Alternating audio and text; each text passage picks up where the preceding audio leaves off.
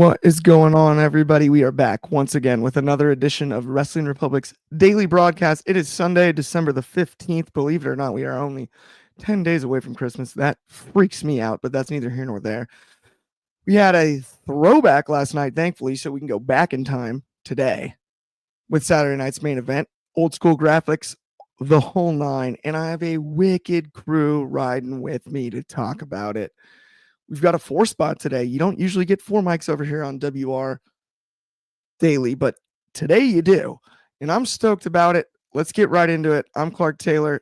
Let me introduce, though, up north of the border in Canada, the head of reviewing, Mr. Coby Galenzoski. What's going on, buddy? What's going on? Of course, this is Saturday night's main event review, and of course, it's been a long time since this has been on the WWE product or even been an event that has happened. And I mean, it's back, and I think it was generally a big success. There's a lot of things to go home about, to celebrate. I don't think they fully committed to the whole, we're going to go old school, we're going to go minimal set. They did that, but then we have the ref cam showing up on the ears. This ref has the ref cam, and then they had the LED boards and the LED posts. I didn't think they fully committed, and I don't think it fully matters.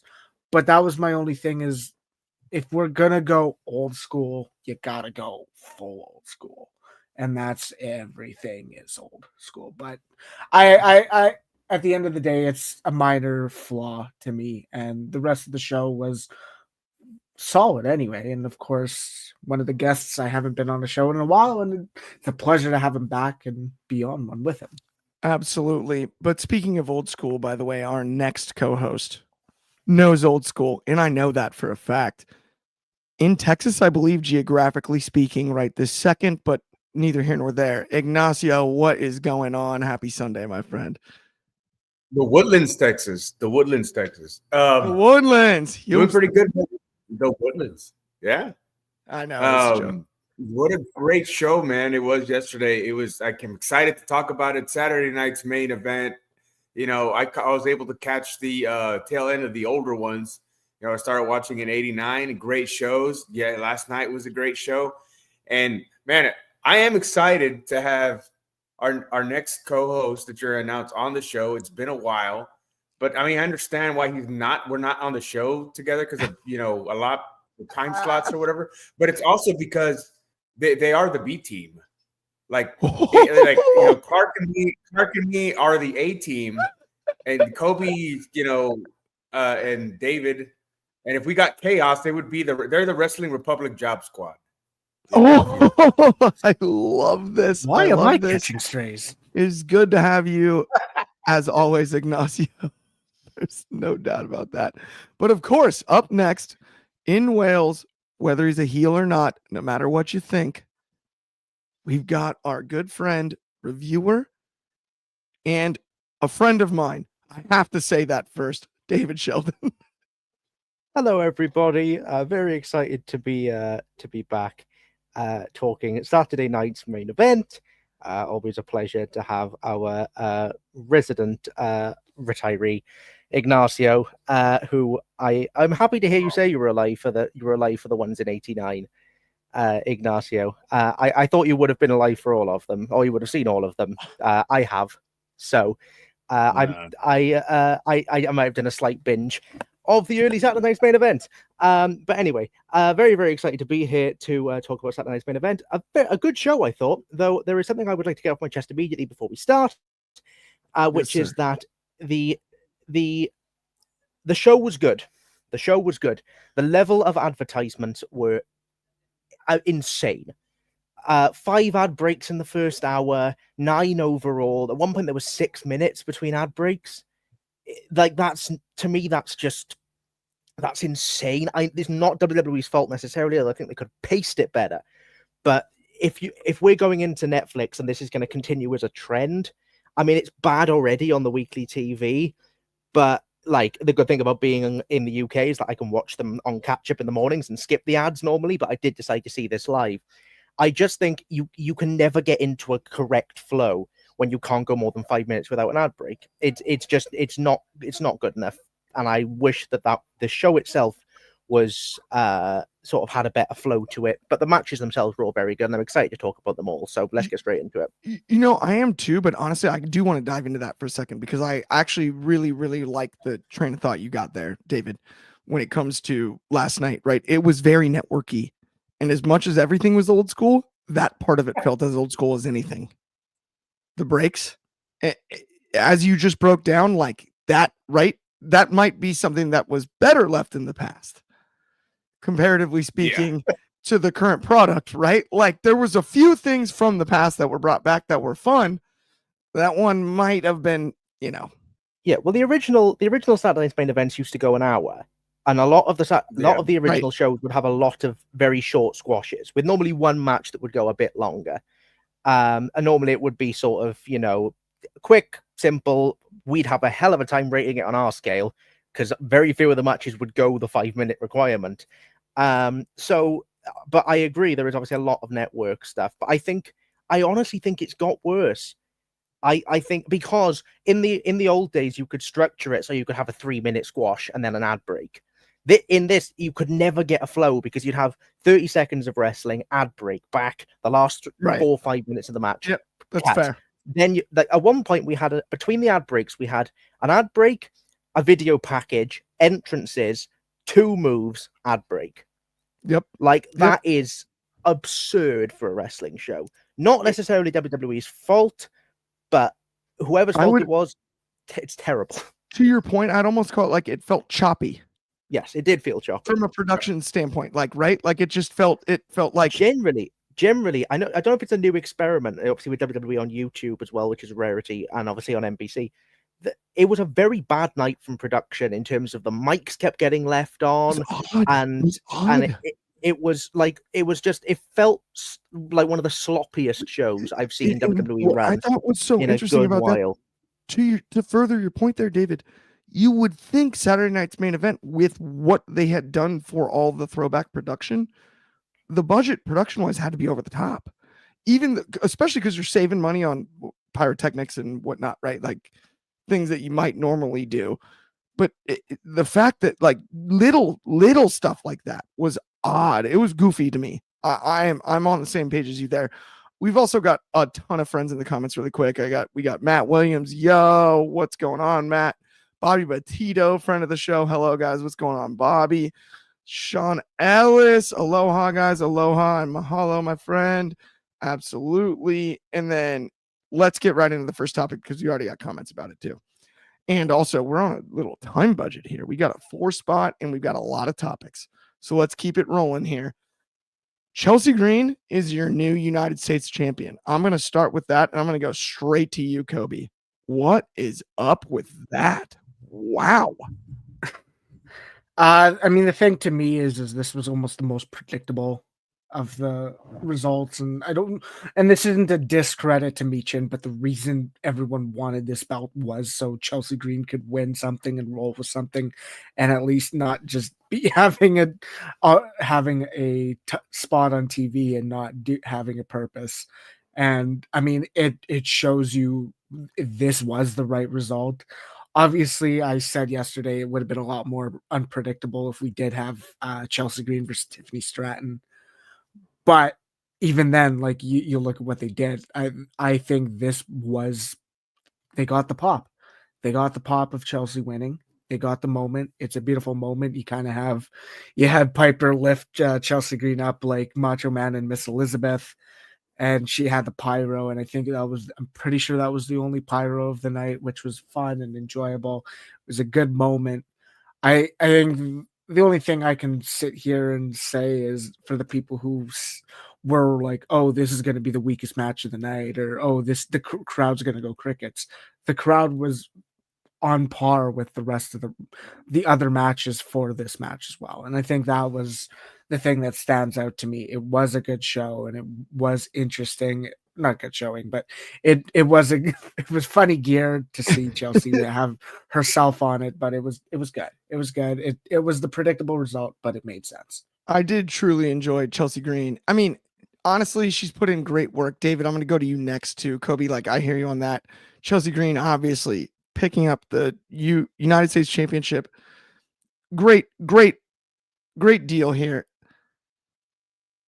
What's the future of this title, though? How do we book this division? That's where I want to go to you about this.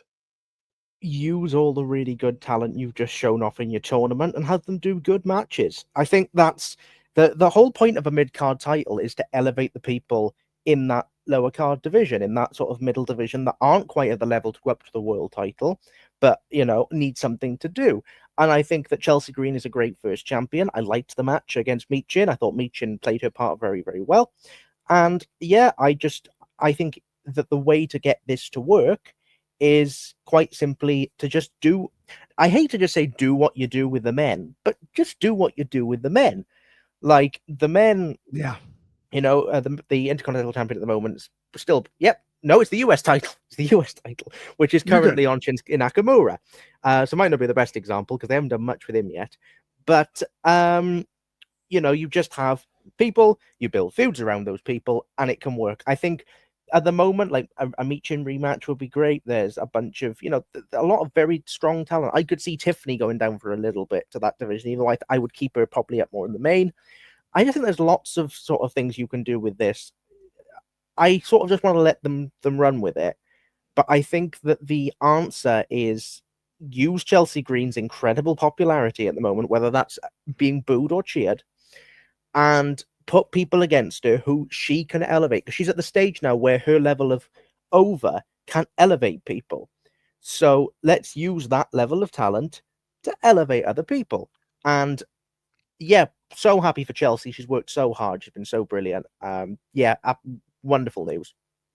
I couldn't agree more. And we've got some comments here really quickly that I want to run through. We've got Bobby Petito with Chelsea Green versus NXT's Kalani Jordan would be nice too. Whew. Yes, that's tantalizing to say the least. Yeah, I think the transfer window needs to be, we'll bring some NXT women up, which will help bolster both the IC and the US women's divisions as well. I couldn't agree more. I could not agree more. And then Matt Williams with Sol Ruka, to me, can crush it on the main roster, and she has everything. That's another name, right? Like you just mentioned the NXT talent. Ignacio, I'm going to go to you last. Of course, I apologize on that one. You know, the order was decided beforehand. But when it comes to Chelsea Green picking up the victory, winning the United States title, how do we put the stamp on this U.S. belt? David and Coby kind of both broke down what happened last night as well as some of the future, but I want to get your thoughts as well before we do keep it moving. Well, I was, you know, at the beginning when I saw the brackets, I'm like, well, it's got to be Bayley, right? Because she's got to be the one. She's the established talent. She's the star, right? But I think they made a good decision because they're kind of trying to get away from the premise that, you know, we don't need the 4 horsewomen anymore, or not anymore, but we don't necessarily need them, you know, to be the cornerstone of the division anymore. We have this other talent. So I think it was, looking at now, hindsight being 2020, I think it's important that they do this, that they start showcasing new stars and new talents and start establishing new stars. And, you know, Chelsea has a following, you know, she has a fan base, and it's Triple H saying, hey, you know, you wanted a mid-card women's title? Here you go. Here you got it. You wanted Chelsea Green to be the champion? Here you go. Here you got it. And I think the fans were excited to see that. I mean, I wasn't too impressed with the match. I'm not a big fan of Michin, but, you know, there's a little bit of sloppiness during the match. But I think at the moment was the most important thing. It was a great finish. I love the finish. Yeah. And her at the end, the little celebration. The only thing I thought Triple H would have been a nice touch coming out to give her the title. But I think it's just fitting that Nick Aldis does it because she gives him hell on SmackDown. So that's good. But one thing I would have liked to seen is her maybe give a promo at the end. Yeah. You know, I think that's kind of missing. And I think that was missing throughout the show. I would have liked to seen the show to go back to the throwback. I would have liked to have seen, you know, Joe Testatori or even Jesse Ventura stand and give promos with like the old Saturday Night Live main event backdrop or something like they did in the old days. Yes. That's something I would have liked to see. But time constraints, you know. I'm with you, though. That was a definite stone left unturned, right? Like you give the minute, you give the time.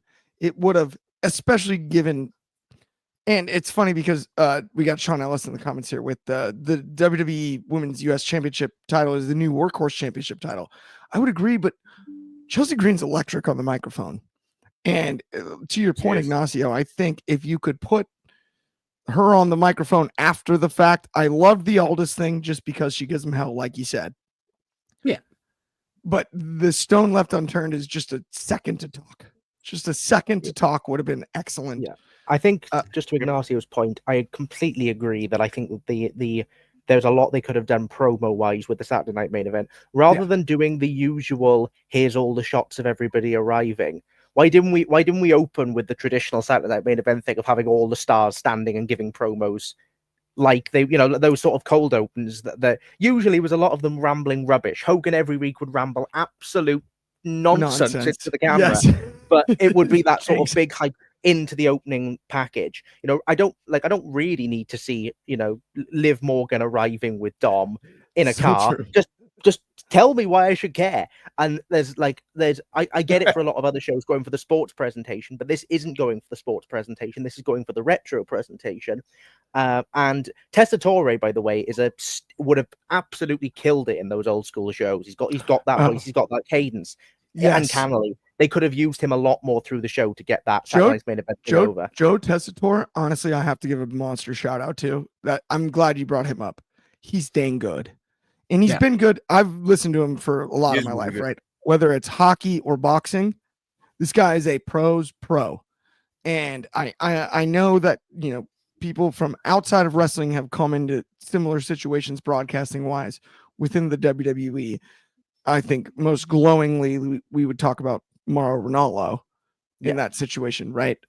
But it's not always been successful. I thought Jimmy Smith did better than anyone gave him credit for, but that's neither here nor there. Tessitore is that good. I mean, Tessitore on baseball is amazing.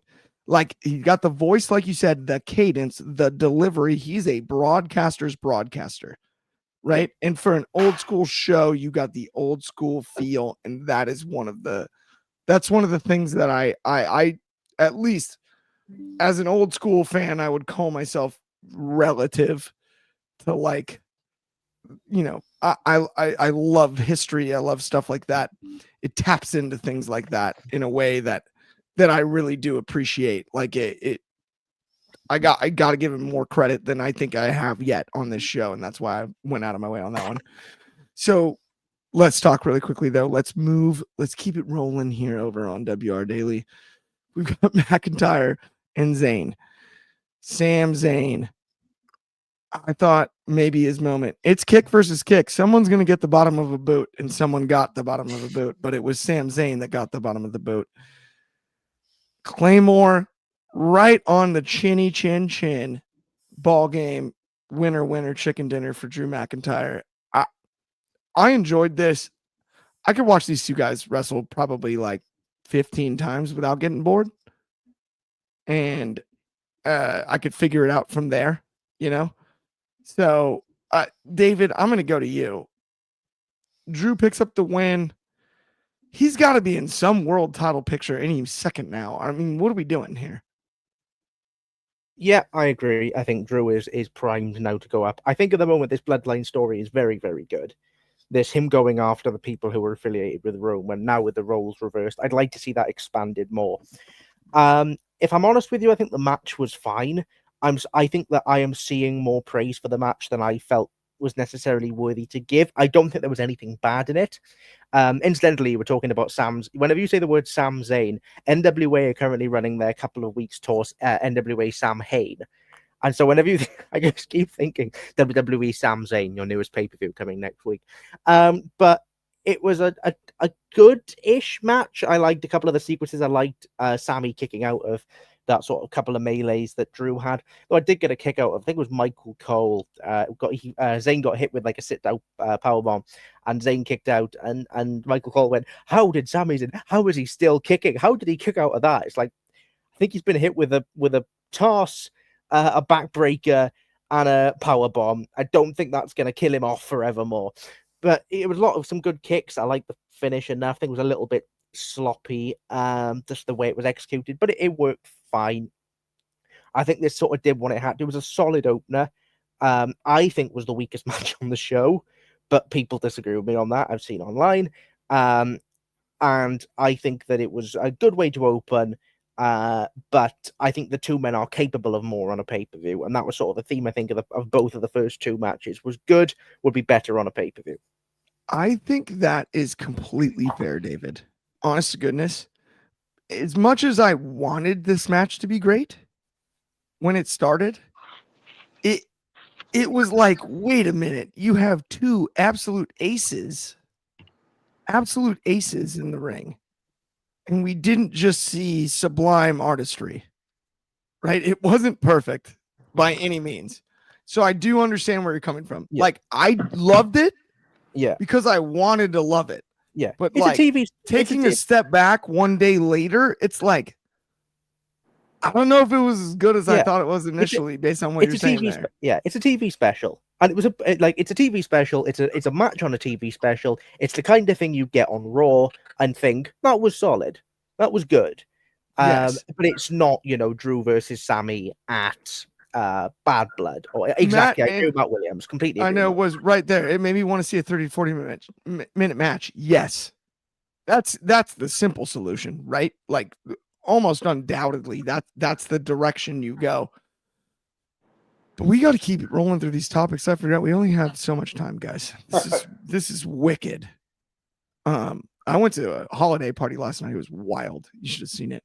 But Liv Morgan versus Io Sky. I mean, interesting stuff. Titles on the line and whatnot. Talk to me about it, Cobe. Dude, I was waiting for you to. I thought you were going to do something like. I thought you were sending it to me. Better than that. But regardless, I mean, this to me is the match that stands out. Is like, okay, well, this could have been a lot more. This was the weakest match of the night to me. For me, is this was fine. Like that's like the only way to describe it for me. Is like, okay, there was good stuff in it. I mean, they have good chemistry. They had good counters. They had a few good sequences, but it just felt like the most underwhelming match of the show, because knowing it's the world women's championship, they should get. I don't want to say they should get more time, but what was done should feel more, and I think this. It's the weird part about it. I mean, it obviously to me over the kind of post-match angle with Rhea Ripley appearing was probably what overshadowed the match itself, because it's like, oh yeah, well, we're going back to this, and it's like it makes me sit here and go, oh yeah, I wanted Rhea Ripley to kind of take more time off, so one, we can miss her, and two, when she eventually comes back, there's more of a champion to kind of go for her to go after. Liv Morgan has yet to be able to develop with the type of champion she is. And because she's been in the feud with Rhea Ripley, she's been in the feud with Rhea Ripley, she's been in the feud with Rhea Ripley. Oh yeah, she's been in the feud with Rhea Ripley. That's the same thing she's been doing for the how many months, and the fact mostly been feuding with Rhea Ripley. The Rhea Ripley eye injury took her out for 3 weeks, and it's like, okay, why did we have to do it this way? Well, they did a whole mask about it. It was. I know they did. It was weird. It didn't. None of it made too much sense. Sean Ellis, why are we going to see Liv Morgan versus Rhea Ripley again? They should put this match up to rest. Rhea needs to move on to another female wrestler. I'm kind of with you. The thing is it makes sense because I think for both. Rhea's motivations are the title. So we know what the finish is of this feud. We know how this is going to end, and it's going to end with Rhea Ripley winning that title. But the thing is it's like there hasn't been a point in time where it's like, oh yeah, that makes the most sense to do it now. It didn't make sense for Rhea Ripley to win in that Bad Blood, and I mean, unless it's the Netflix debut, I don't see when it's going to happen. Is it going to happen at the Rumble? I don't know. Like it's taking too long. Rhea's gonna win the Rumble. Ooh, early call. I like that. That's rough. Because not because I particularly want to see this drag out any longer, but I could see it being a case of, well, you know, Liv's not going to give her a title. As Liv, I swear every year's won a Rumble. I think she won a has. Rumble? Well, the one she did, and then Liv? she went to be. Yeah, yeah. She got Charlotte second Flair. place the one Real. time with Bianca. Yes, yeah, she did. Fair. First but loser. yeah, it's like That's what they say. just, you know, that's what's going to happen, I think. And I think that Rhea's going to win the Rumble. We're going to drag it out to Mania. A couple more months of this. And look, if you're going to do it, just please, God, give Rhea the win or give Liv the win. I don't care. Give Dom the win. Give Carlito the win. I don't care. Just make it so I don't have to see these women wrestle anymore because I'm so they're too good. Liv, David, like this that's match funny. with EO proved there is talent there for more interesting stuff. There's So do it. It's all this modern day. It's just all this modern day way of instant gratification. Just get this over with thinking, and I just hate it. It's just let the story There's a play out. difference, It's a but good story. What's the story playing out? Story. What's the Let story? it play out. Is it a good What's the story? It's there's been a 4 difference months between of the same shit. Stop. Yeah, there's a difference between a long-term Did you say story and a shit? story that takes a We're long not time to supposed to tell. say shit. Well, I you just said it. I cut myself. Dang it. Well, Like that's gonna. You know what? Let's move on to the next topic. It was like people shouting, and then I cut myself, and then it just. Oh, I did it. So that was bad. All right. Well, my bad. Gunther versus. We got a triple threat match on We're gonna deck get in here. trouble. We got Gunther, but we're in trouble, guys. We got Gunther versus Balor versus Priest, which on paper should have been excellent.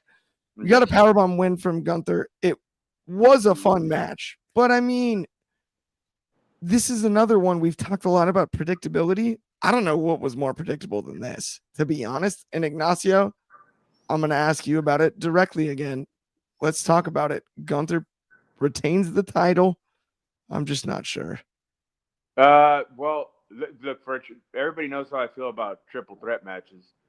But this was actually pretty good. I thought it was good pace. I thought all the matches, considering that they only had 2 hours and that they're at the submission of the advertisers and stuff, and that's not going to go away anytime soon, by the way. I thought it was well paced. It was only like 10 or 11 minutes, and I thought for being a triple threat match, they didn't really do anything too silly or too ridiculous. I mean, most of it made sense. I thought they had good chemistry together, these three. And the Gunther at the end, the finish, or right before the finish,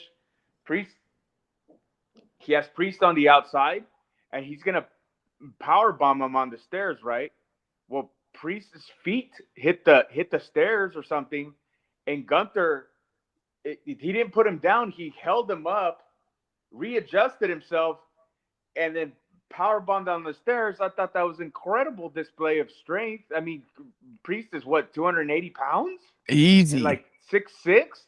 That was incredible. He lifted him like a feather too. It was kind of gnarly. Yeah, and then he goes inside. He goes inside the ring and then gives Finn Balor his finish, the power bomb. 1, 2, 3. It's done. I think it was a solid match. If it was AEW, Balor would have kicked out and he would have power bombed him 17 more times.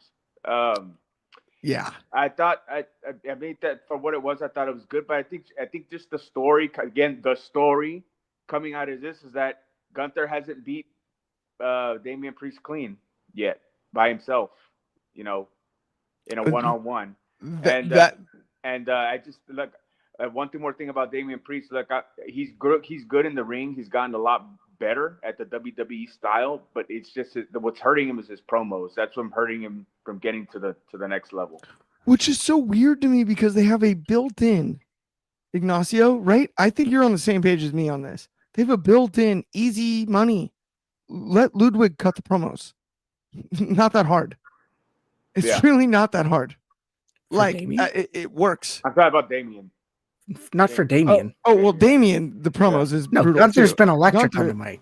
Yeah, I don't know about Gunther on the mic. I'm not as bro. He told Bret Hart his favorite wrestler was Goldberg. Like he's been phenomenal. That was ice cold, by the way. To your point, Coby, I did not expect didn't have the Bret Hart gold line on the bingo card today, but I do. I do. If I said Gunther, I meant Damien. That's what's keeping No, Damien from reaching the that next was a level. Clark mistake. No, Yeah, that you're was fine, me. Ignacio. I actually whiffed it. I'm like 0 for 2 lately. I don't know if nobody's keeping it. Thankfully, we don't have a stat guy. Well, that's David's job. He's a stat guy. He loves the stats. Oh my goodness. Okay, let's talk about that main event. Let's talk about tie clips for a second here, guys. Let's get into some tie clips. So Cody Rhodes does the Crossroads now? Cleverly named. Got to give him credit there. Yep. And he just right on the chair, face first. I mean, it hurt. It hurt. That's all I'm saying. It hurt. Like, it definitely hurt. Yeah, Cody picks up the victory. I love KO. And I don't know why, but something bothers me about the fact that we're at the point where he's such like a utility player that he ends up in these spots where he's the ultimate challenger all the time, and we've never told that story. How many times For like he's 5 years. wrestled for a title and lost, and we've never tapped into that because it's the reality. Like, and Kevin Owens is so damn good at his job, probably one of the best in the world, bell to bell and on the mic, and we can't figure out how to explain that. That's where it's getting frustrating to me. Because if we do it one more time, now it's silly. Now it's a joke. It's not funny anymore, right? Like, it's not, it doesn't make sense. Kevin Owens is legit, and we all know he is, right? And whether he's going to go back to just keep fighting, but if somebody pulls up, he's 0-11 in title matches in the last 4 years. Like that's not a great look. And like, we can't just have him be the belle of the ball until the ring ceremony every single time, right? Like, it's too much. That's my only complaint about this match, because I love Cody Rhodes and Kevin Owens, and it was great wrestling. It felt the most Saturday night main event of any of the matches, I think, on this card. That's for sure. To me, it did. It felt the most Saturday night main event. It did. And I got an answer why. Talk to me about it, Ignacio. Perfect. I'll go to you first. I think this match, because who did they have on commentary? You know. Jesse Ventura. I think that the match was designed to where Jesse can, well, I'll just say, express or exploit his strengths.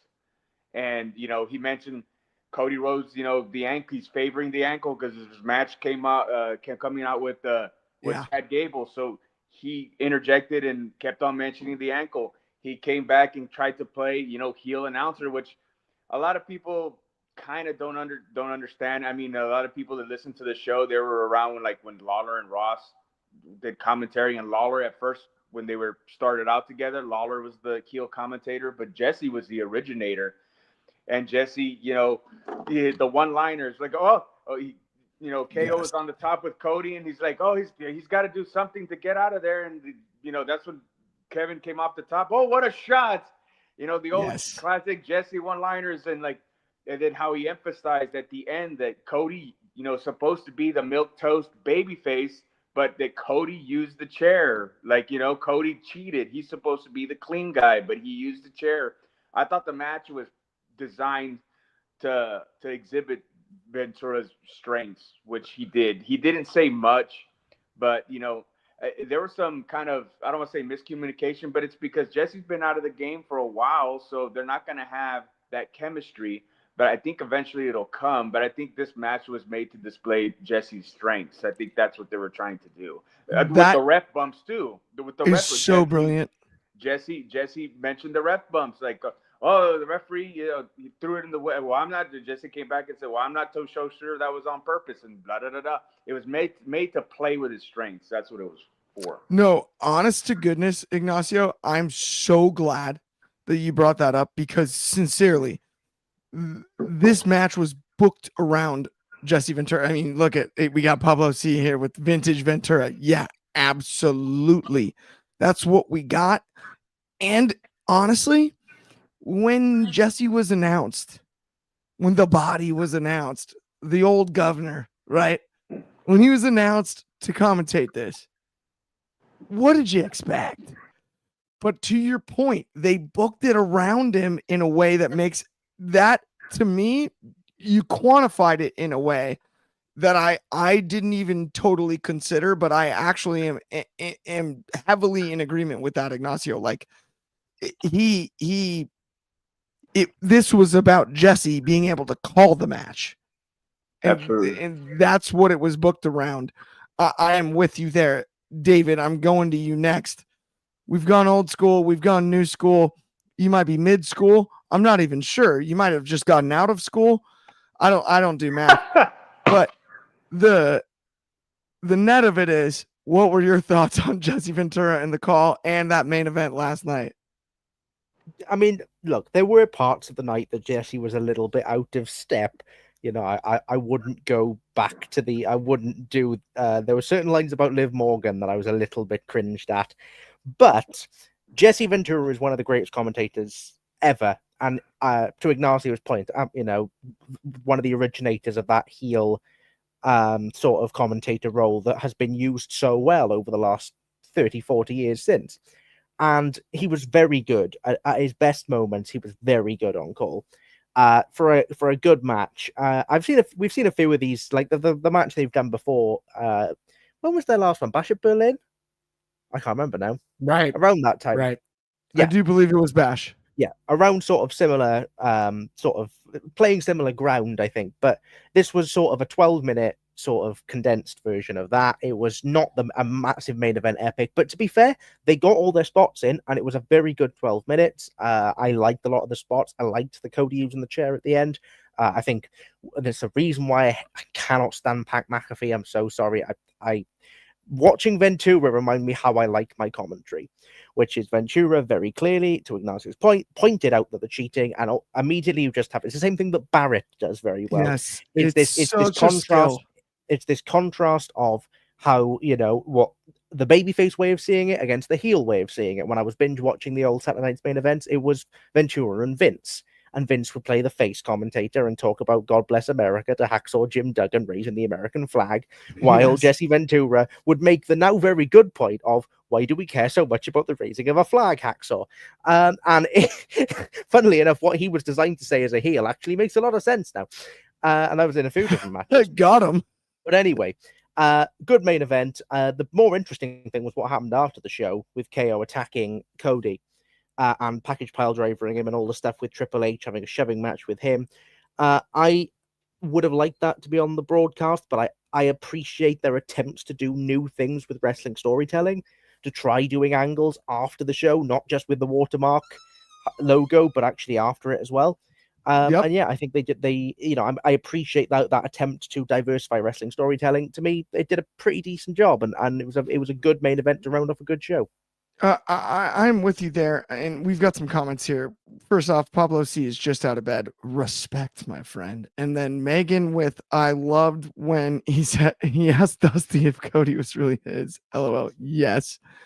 And then Sean Ellis with Jesse Ventura was the guy who set up Hulk Hogan versus Andre the Giant along with Roddy Piper at WrestleMania. Yeah, no, Jesse, the body, there's no denying Ventura's influence on the game. It was cool to hear him back in commentary. It's unique though to jump back into that pool. I think after that many years, right? Whether the water's cold or not, that's a unique thing. He's not been in the game. Now, Coby, as the youth movement of this, you beat David by like what, 6 months? But as the youngest here, your first time live Saturday night's main event, Jesse Ventura. I want your thoughts on that first, and then break down that main event for me. I mean, the thing is that I'm in agreement with everything that's already been said. Is it was designed for him to play to his strengths. Use Ventura as a resource. Don't use him high and dry and make him go. Don't burn him out. And you didn't see him burn out. You saw him do one match, and you saw him do a couple between matches with Joe Tessitore, and those were good as well. And then you have you're doing. I don't want to turn this into a WWE versus AEW thing, but they did with Jesse Ventura what AEW should be doing with Jim Ross but they are doing it with Jim Ross, where he does the main event and he's there for the important matches, and that's the smart play with JR, especially now. Jesse was great, but to me, the one thing you said, Clark, is where are we going, or not where are we going? You said, why aren't we telling the story of Kevin Owens being that the guy who keeps losing? And it's like, you know who did, right? Cody Rhodes. Cody Rhodes mentioned that. Cody Rhodes is who brought that up as a part of why we all view Kevin Owens as so good.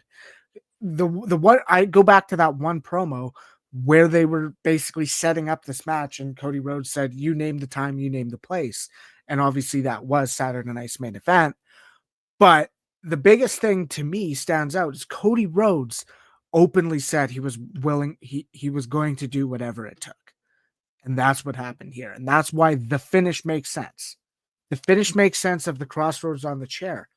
But the biggest thing to me is, in contrast to the Berlin match, I saw great psychology. Why is Cody Rhodes being able to do a springboard on that bad angle? Ooh. I saw Berlin, him fail a springboard, and then we were like, oh crap, did he screw up his leg? And then the entire thing was Kevin Owens couldn't pull the trigger in that match. So why are we now, is Cody Rhodes? I know it's a shorter match. I don't know by how much longer, but it was psychology wise, it was weird. Yeah. Why am I seeing Cody Rhodes do several springboards? One of the big spots was him springboarding onto a ref. Why is he springboarding with a bad angle? To be fair, I guess he can springboard with the good leg, but he wasn't doing that. He did the corner, which is both feet. To be fair, psychologically, that was my issue with this match. Just to answer your question, Coby, the match last night went 12 minutes. The Bash of Berlin match went 26. So they did have more than double the length of time to play with. But I appreciate the point. I think there is a point. There is a point to be made there. Absolutely. No, there is. And that's the thing. And the tough part is I felt like this show in itself, while being a TV special, lacked that hook. I don't have a reason to sit here and go, oh, I'm excited for Monday Night Raw or SmackDown. And you know why? Because the Kevin Owens angle was not on television. What's really and I do know they will show it on SmackDown.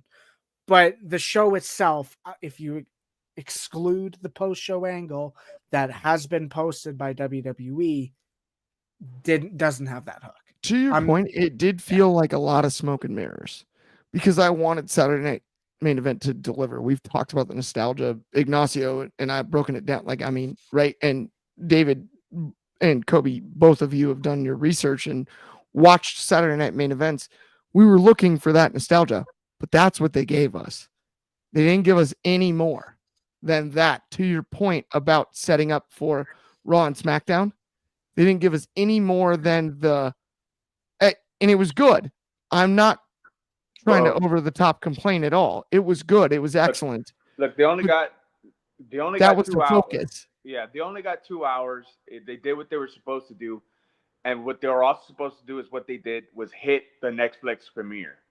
That was the primary. They hit hard on the Netflix premiere. That's what they wanted to accomplish. Watch us on Netflix January 6th. So yes, that is so true. Yeah, no, that was the goal, and I think mission accomplished. But that does honestly bring us to the end of the show. We could talk about this the rest of the afternoon, and we love everybody that tuned in. Thank you so much. If you haven't already liked and subscribed, please do. On behalf of me, Clark, David, Coby, Ignacio, everyone here at WR, thank you so much. We will be back same time, same place tomorrow. That is, of course, noon Pacific, 3 o'clock in the East Coast. That's 8 in the UK and 9 a.m. for my friends in Hawaii.